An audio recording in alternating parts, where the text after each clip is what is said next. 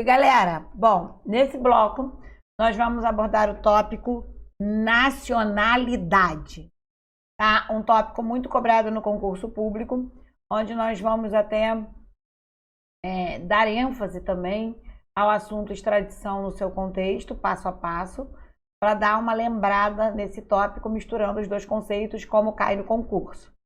Bom, por que a nacionalidade é importante? A nacionalidade é o que gera vínculo jurídico seu com o Estado. Quando nós iniciamos o nosso curso de Direito Constitucional, a gente estuda a teoria do Estado. Eu digo, o Estado é constituído de povo, território e soberania. O Estado é constituído de povo, território e soberania. Tá, professor? E daí?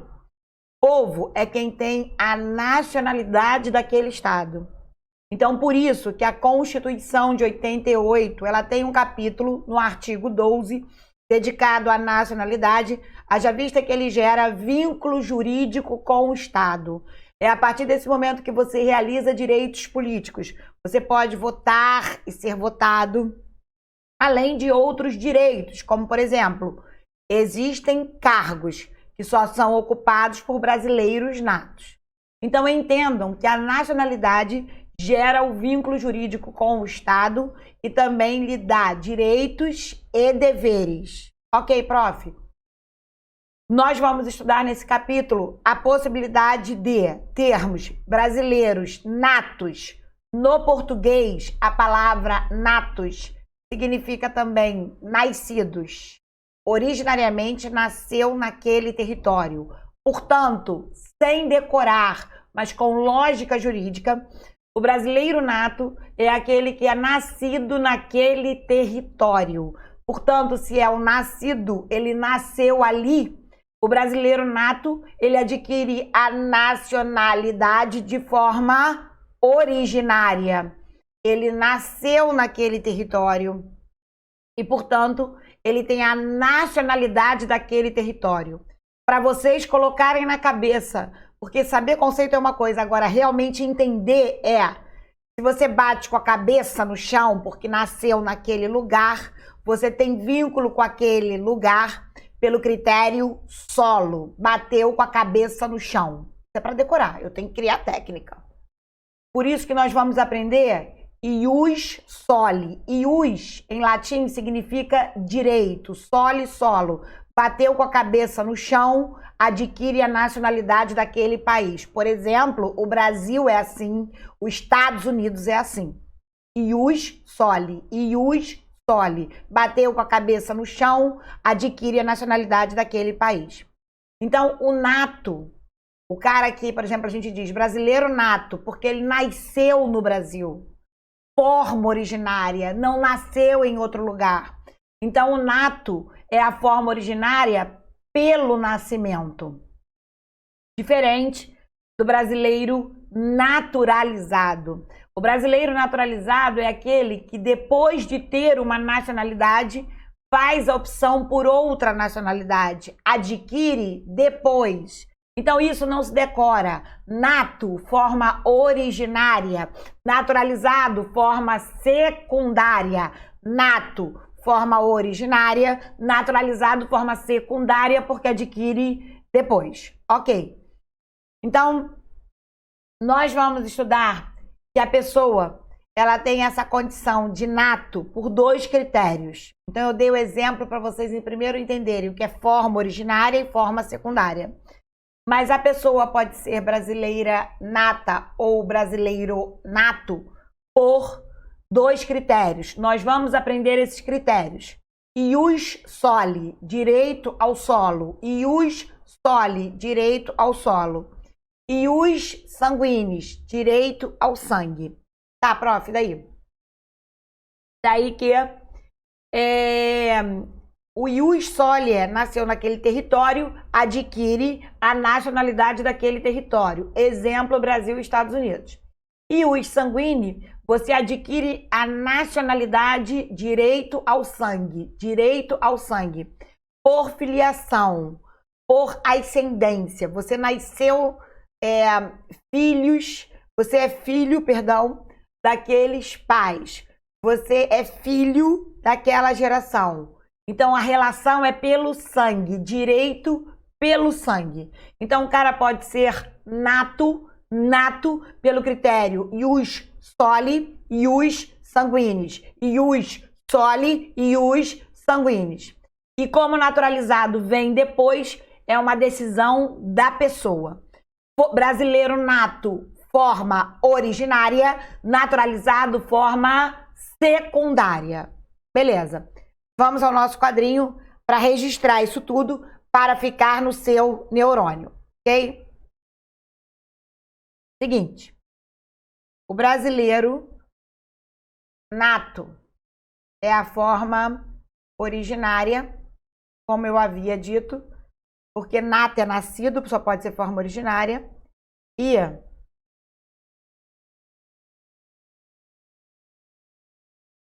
o brasileiro nato é pelo critério ius soli, ius sanguinis. Então, pelo solo, você adquire a nacionalidade. Pelo sangue, você adquire a nacionalidade. Ok, prof. E daí? E daí que essa é a forma originária. O brasileiro... Então, vamos botar aqui número, que eu gosto de número. 1, 2. O brasileiro naturalizado, ele adquire depois. Depois, forma secundária. Então, isso tem que estar no nosso cérebro. O brasileiro nato na Constituição está no artigo 12, 1. O brasileiro naturalizado no artigo 12, 2. Ok, perfeito. Próximo. A nacionalidade, ela é importante porque ela gera vínculo jurídico. Pronto, bota o óculos, melhora muito.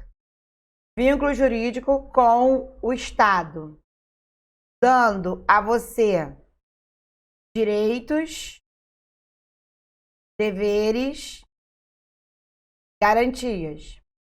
Então, o vínculo, ele se relaciona através da nacionalidade. E também devemos destacar aqui o seguinte,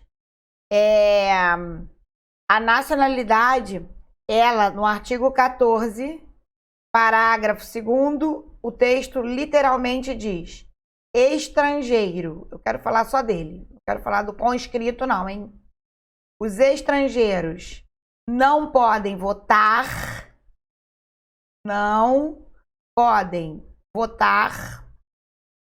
e não podem ser votados. Gente, isso é uma questão de raciocínio lógico. Se o estrangeiro chega no Brasil no meio de uma eleição e tira o título e pode votar e ser votado, raciocínio lógico. Isso fere a nossa soberania. E a soberania, desculpa, no artigo 1º da Constituição, inciso 1, é fundamento. Então, se nós queremos ter soberania, a vontade que tem que prevalecer é de quem? Dos brasileiros. Então, isso não se decora, isso aqui chama-se raciocínio lógico, né? Raciocínio lógico. Para que um país mantenha a sua soberania, a sua força, o seu poder, lembrem, todo poder emana do povo. Então, os brasileiros natos e naturalizados é que estão dentro de conceito de povo. No conceito de povo só entra brasileiro nato e naturalizado. Veja que uma coisa puxa a outra. Me fiz clara com os doutores, né? Então, professor, ele tem razão. No conceito de população, turma, é que entram os estrangeiros. E veja, o artigo 14, parágrafo 2º diz: estrangeiro, olha aqui, ó, tá escrito aqui, olha aqui a canetinha tremendo, ó. Estrangeiro não pode votar e não pode ser votado porque fere a nossa soberania. Porque no Brasil todo o poder emana do povo. Povo brasileiro nato, brasileiro naturalizado. Porque a nacionalidade, aqui a nacionalidade, ó, é o que gera o vínculo jurídico com o Estado. Ok, prof. Perfeito. E vamos à leitura do artigo. No material, vocês têm a leitura do artigo. Eu gosto de trabalhar com quadrinho. Eu gosto de trabalhar dando aula assim, só sei fazer isso. Então, vocês têm aí no material a letra da lei. Então, vocês vão me acompanhar com a letra da lei. O artigo 12, inciso 1, ele tem a linha A, B e C. No Brasil, o cara é brasileiro nato pelo critério jus soli, outra forma de escrever, jus sanguinis.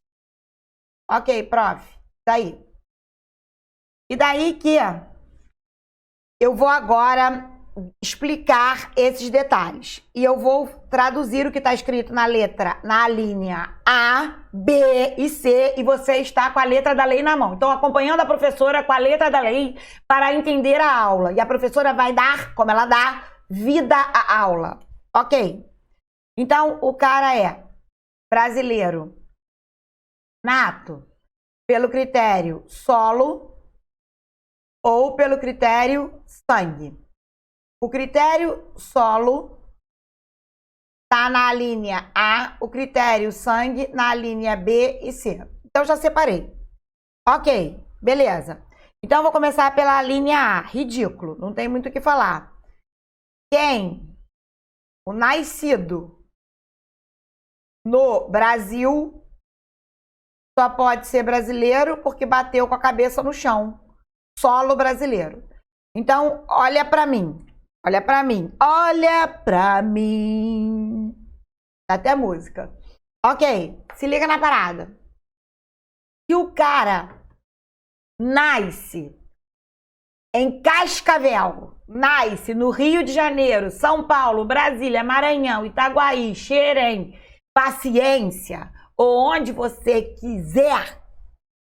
Se o cara nasce em solo brasileiro, ó, bateu com a cabeça no chão, é brasileiro pelo solo. Não tem outra aula. Até meu filho, que tem 10 anos, entendeu isso quando tinha 5. Ele falou, mãe, não pode ser que seja só isso. Eu disse, só isso. Eu disse, você é brasileiro nato, porque você nasceu dentro do mapa do Brasil. Quem nasce em solo, pelo território, é brasileiro. Fechado. Vamos estudar agora a linha B e C, sangue. Beleza? Depois vamos analisar casos concretos. Ok? Mas, se um brasileiro, a linha B, se um brasileiro vai trabalhar em outro país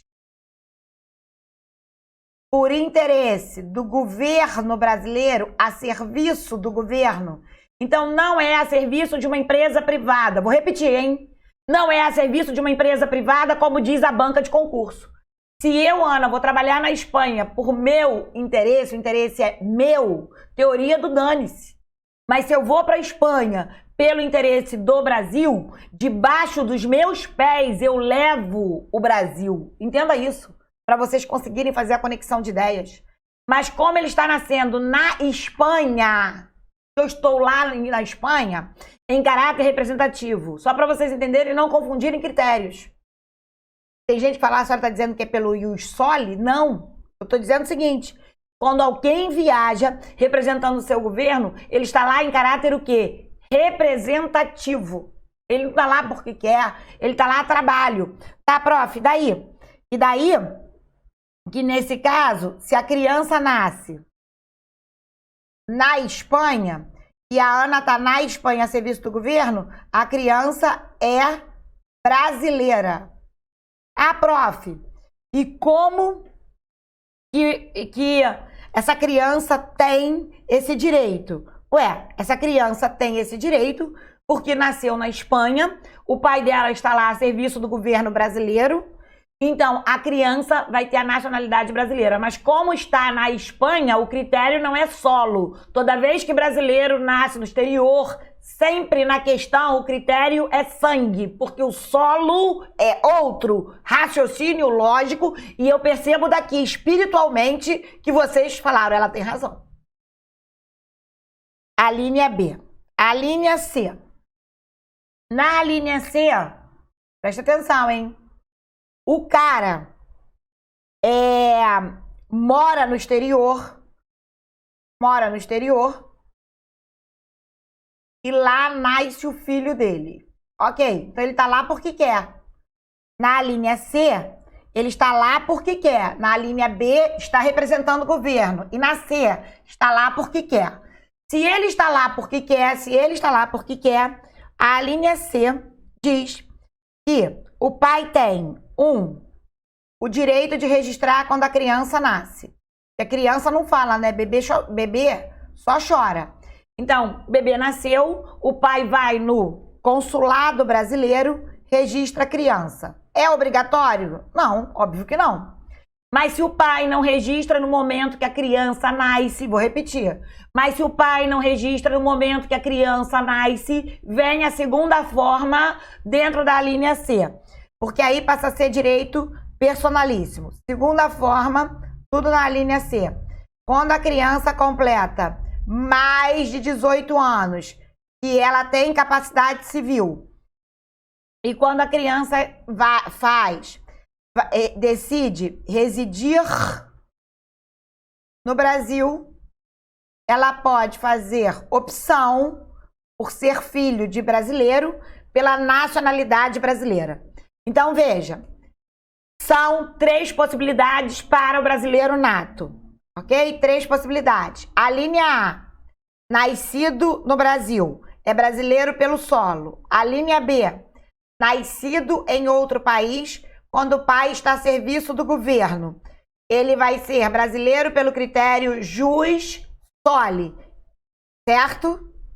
E a linha C, quando o pai mora no exterior e o filho nasce, ele pode fazer opção 1, por registrar a criança no consulado brasileiro. Se não registra, a criança é apátrida porque o pai quis. Aí a opção direito personalíssimo 2, C2, todo mundo com quadro acompanhando a explicação, exatamente o que está escrito na linha C, ou. O ou é 1 e 2. 2. Quando a criança tem mais de 18 anos, ela decide residir no Brasil e faz opção pela nacionalidade brasileira. Ok? Perfeito. Todas essas situações são de brasileiros natos, ou pelo critério solo ou pelo critério sangue. Agora eu vou demonstrar para vocês algumas questões de concurso no nosso quadro. Então, atenção para as questões. Beleza, vamos lá. Ok, vamos lá. Seguinte. Se a banca diz, Ana, brasileira, casou com Joaquim, espanhol. Ok. Foram morar no Japão. Olha só. Ana brasileira casou com Joaquim espanhol. Foram morar no Japão. E lá nasceu a criança. A banca pergunta, qual a nacionalidade da criança? Gente, a única coisa que você sabe, você não sabe nada do Japão, se localiza. Muito menos da Espanha. Mas a única coisa que você tem certeza, a gente só faz concurso público com a matéria que a gente aprendeu no curso. Para eu não me atropelar na fala, que eu fico até nervosa. Então, a gente, né, só pode fazer com questão com o que aprendeu no curso. E eu aprendi no curso que toda vez que o brasileiro nasce no exterior, pelo critério solo, a criança é brasileira. A resposta será: ou o pai registra a criança no consulado brasileiro, ou o pai... Agora eu vou para a segunda questão, tá? Então, resposta dessa questão. O pai, para a criança ser brasileira, deve registrar no consulado brasileiro. É uma vertente para essa questão. Dentro dessa vertente, eu vou abrir outra possibilidade para uma segunda questão. Quero vocês comigo, hein? Segunda questão, mesmo caso, hein? Ana casou com Joaquim. Ok. A criança nasceu no Japão. Na hora, não houve a opção. A criança completa 27 anos, já não é mais criança, e vem morar no Brasil. O que essa criança pode fazer? Como ela é filha de Ana, e Ana é brasileira nata, a linha C, com mais de 18 anos e fazendo opção aqui, ó, por residir no Brasil, ela pode solicitar a nacionalidade brasileira. Ok, então, ou o pai registra lá fora, ou ela faz opção quando ela tem mais de 18 anos. Olha, corta pra mim. Ok, isso é estrutura de questão de concurso. Então, você tem que botar essa estrutura no cérebro. Sempre cai. Beleza? Perfeito, vamos falar de outra questão. Não preciso nem dizer que se Ana tem filho no Brasil, que isso é ridículo, jus soli. Eu gosto de jus. Pode. Ok, isso é ridículo, Tipo, terceira questão. Agora a banca diz, Ana vai morar na França. Ana brasileira, hein? Ana é sempre brasileira. Casa com Juan francês. Todo mundo comigo? Lá a criança foi registrada. Então ela foi registrada como francesa pelo pai. Tá comigo, não tá, turma? Isso tudo cai em concurso. A banca diz, Ana brasileira, sempre Ana brasileira. Tô usando o mesmo exemplo e não se confundam. Ana brasileira vai morar na França. Casa com Juan francês, tem o bebê nasceu na França e registra a criança pelo pai na nacionalidade francesa. Ok. O nome do bebê é Pedro. Pedro faz 30 anos e vem para o Brasil. Diz a questão. Onde decide fixar residência. Ponto. Pergunta do concurso. Quanto à nacionalidade é possível? Resposta. Quanto à nacionalidade, como Pedro é filho de Ana, a linha C tem mais de 18 anos e a questão diz que ele quer, aqui ó, fixar residência no Brasil, ele também pode solicitar a nacionalidade brasileira e ele é considerado brasileiro nato, beleza? Então, a professora vê estas questões no concurso e a nossa aula é, hoje para passar no concurso público você tem que ter conhecimento e agilidade. Então eu estou trabalhando com vocês com raciocínio lógico, perfeito? Agora nós vamos ver os brasileiros naturalizados. Então falamos aí sobre as questões dos brasileiros natos e eu quero a prova gabaritada. O TJ é nosso. Sempre. A polícia é nossa. O DPEM é nosso. A Polícia Federal é nossa. A Civil é nossa. Sabe por quê, turma? As carreiras administrativas são nossas. Os tribunais são nossos. Porque nós temos o quê? Determinação. Muito bem. Ok? Vamos ver agora o brasileiro naturalizado. O naturalizado, ele está no artigo 12, 2. A é a naturalização ordinária. No Brasil, toda naturalização, tá? No Brasil, a naturalização, ela é expressa, não é tácita. Ela tem que ser solicitada. A naturalização é solicitada, artigo 109, inciso 10, ao juízo federal. Então, não é ao Supremo, a gente se liberta desde já. Então, vocês vão solicitar para quem? Quem tem esses requisitos, solicita artigo 109.10, 109.10 ao juízo federal. Acorda, não pode dormir. Atenção, tópico muito cobrado no concurso. Muito bem. A naturalização ordinária, o cara tem que ter 1 ano de Brasil, então é mínimo. Ele não precisa de mais de 1 ano. Sempre tem que ter cuidado com a palavra antes do número. Mínimo 1 ano, mínimo 1 ano. Ele não precisa de mais de 1 ano. A CESP faz isso como pegadinha. Para a naturalização ordinária, tem que ter mais de 1 ano. Mas não, no mínimo, no mínimo, no mínimo, no mínimo. 1 ano de Brasil, vem de um país que fala a língua portuguesa e ele tem idoneidade moral. Ele comparece com esses requisitos perante o juízo federal e o juiz federal vai analisar e conceder, se oportuno, se ele entender que cabe a questão da naturalização concedida.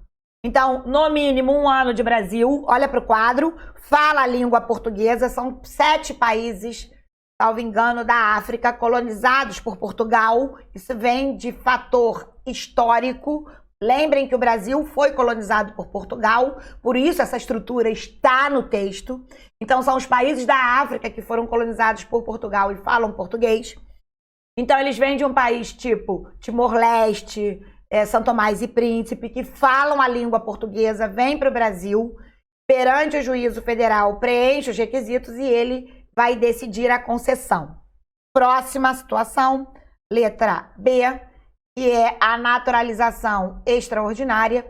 Lembrando que em ambas, ele tem que ter uma naturalização expressa, tem que solicitar ao juízo federal. Ele tem mais, então a palavra mágica aqui é mais. Lá era mínimo, e aqui mais, lá mínimo, aqui mais. Mais de 15 anos de Brasil. Ok, prof, daí? E daí que ele tem que ter mais de 15 anos de Brasil e o texto diz sem condenação criminal. O texto não diz sem condenação criminal transitado em julgado, teoria da inventação, teoria da cachaça. O texto só diz sem condenação criminal. Olhando para o quadro, a CESP diz: a CESP, a FCC, a FGV e todas as bancas que existem no Brasil de vogal, com vogal, sem vogal ou com consoante. Diz: para a naturalização extraordinária, o cara tem que ter mais de 15 anos de Brasil, sem condenação criminal transitado em julgado. Errado, falso, o texto não diz isso. E por que o texto não diz? Eis a pergunta. Porque, segundo o Estatuto do Estrangeiro, o processo começa quando ele tem mais de 4 anos de Brasil. E esse processo começa quando ele tem mais de 4 anos e quando ele tem mais de 15 anos é que o juiz pode decidir. Então, como esse processo é longo, a doutrina, inclusive, ressalta que, nesse caso, presentes os requisitos, o juízo federal deve conceder a naturalização, haja vista que ele preencheu os requisitos. Ele criou família aqui, às vezes trabalho aqui, às vezes não, né? Trabalho, que não pode ser vagabundo. Então, trabalho aqui, criou uma relação com o nosso país. Eu, particularmente, vou cortar para a professora. Eu, Ana, que sei processo civil, eu fico muito ferida em falar assim, o juiz é obrigado a dar. E quem conhece os princípios da jurisdição, o juiz não é obrigado a nada, entendeu? Então isso é uma aula para mim burra. Eu não gosto dessa aula, eu não consigo, me fere. Então eu vou dar aula segundo a doutrina. Segundo a doutrina, na naturalização ordinária, como o cara só está no Brasil há 1 ano, vem de um país que fala a língua portuguesa e tem idoneidade moral, ali o juiz pode dar ou não. Até entendo, porque isso é uma lógica jurídica. Pensa só dou aula para sobrenatural. Agora, ele diz que quando ele tem mais de 15 anos presentes os requisitos, obrigatoriamente o juiz tem que dar, porque estão presentes os requisitos. Eu prefiro dizer que presentes os requisitos, o juiz concede porque ele preencheu os requisitos, para não ferir os princípios da jurisdição e dar uma aula moderna, uma aula para gente inteligente, que não aceita só entubar, mas aceita compor matérias.